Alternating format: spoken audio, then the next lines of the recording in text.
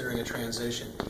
From my perspective, with the low barrier to entry, the low amount of initial and ongoing investment, and on the other hand, this tremendously high potential for income that can be generated, what, if you could give that person one piece of advice of what they could begin doing today or tomorrow that would have the most impact on their success going forward, what would that piece of advice be?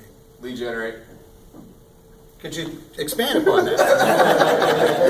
I know you gave me 2 minutes. We go back to, so you go back to, and I'll be brief here because I know we're finishing up, but you go back to, if you look at a business, there's really 3 areas in a business, right? So there's lead generation, and then there's organizational building, and then there's leadership.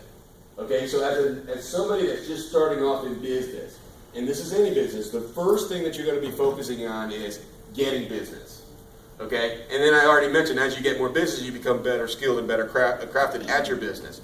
As you get business, then you're going to be in a position that now we have to build our organization. Interestingly enough, the skill set to build an organization are not necessarily the same skills. In fact, they're the opposite skill sets of lead generating. Okay, because to lead generate, you have to love everybody. Everyone has to love you. And when you're in a hiring process, that's not a good skill set necessarily to have. Once you master the level of organization building, then it's about leadership.